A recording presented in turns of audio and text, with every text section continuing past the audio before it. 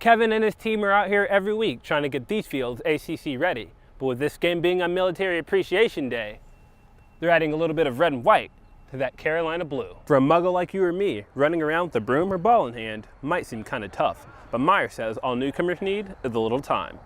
Here in Corey Natatory and Mick Ortiz spends most of his time swimming, but the UNC swimming and diving team isn't the only time where this Aussie boy has made a big splash. For a diver, their performance in the air is just as important as their contact with the water, and to do that, they train on this device. All it takes is a few jumps and a flip. And I'm ready to dive. With all the food, fun, and festivities, it's easy to see how employees can enjoy this day. But the benefits don't just stop outside, they're inside as well. When you think of concessions, a hot slice of pizza, a cool beverage, or if you're like me, a bag of kettle corn might come to mind. But Steinbacher says that UNC concessions are trying to raise the bar even higher in the kind of foods that they provide.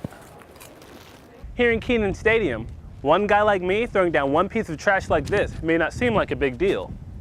But multiply that out by a stadium that's supposed to seat thousands, and you've got yourself a big mess.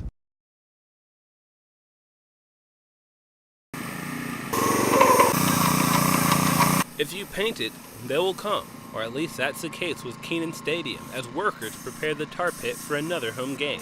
It takes a lot to turn this stadium into a game-ready playing field.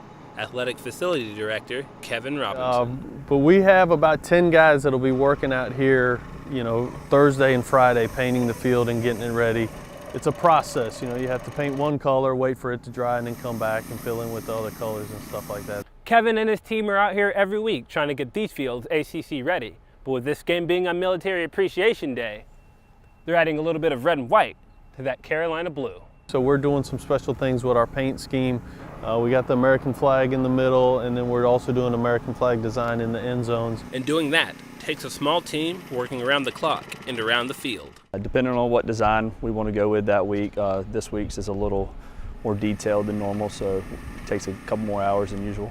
I'm preparing audio for tomorrow's game, so I will plug in what I need where, because when you got the game going, you certainly don't want to be part of the action. We all come together to get this job done. Whether it be painting lines, painting ACC logos, midfield logos. And once all the elements are ready, all that's left are some fans.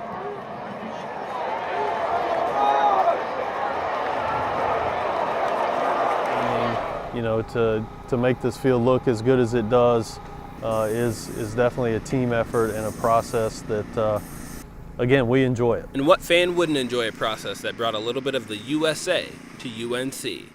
In Chapel Hill, I'm Ngozika Nwoko reporting.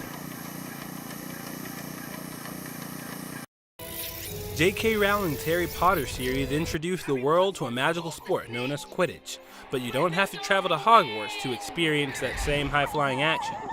That's the case with UNC's Quidditch team as it begins its first season as an official club sport. President of the team, Dylan Myers, says it took a lot to turn this mystical pastime into UNC Club Sport's newest edition. First off, we had to prove that we could maintain a club that actually existed year to year, and at the same time be competitive. And although the sport may stem from a work of fiction, Quidditch captain Max Maselli says it's pretty real to the players. We're going pretty hard. You have a lot of people running around with dodgeballs trying to peg people in the face as hard as they can. And you have other people that are trying to hit people as hard as they can. It gets pretty real. Away from a serious game, you don't step on a field and come off without some mark to show for it. For a muggle like you or me, running around with a broom or ball in hand might seem kind of tough, but Meyer says all newcomers need is a little time. It's a lot to pick up, but a week, 2 weeks of practice, and it'll feel second nature. And after coming in 24th in last year's World Cup, a snitch isn't the only thing this team is seeking. Winning nationals is what we want to do. Maselli says the toughest obstacle doesn't come from beaters or bludgers, but what others say. So many people that I hear that like to laugh at it, make fun of it, and that sort of deal. They've never watched a game or anything like that. They don't understand how it works. Success in sports often comes down to just having fun, and that definitely applies to this sport. At the end of the day, you're running around with a broomstick in between your legs. If you're taking yourself seriously, you're doing it wrong. And Myers has answered for any skeptics who still might question the team's standing as an official club sport. come out to the tournament, come out to one of our practices. If you see us, then you're not going to walk away doubting. And with that attitude, you don't have to be a Quidditch player to know this club sport is a keeper. In Chapel Hill, I'm AJ Nwoko reporting.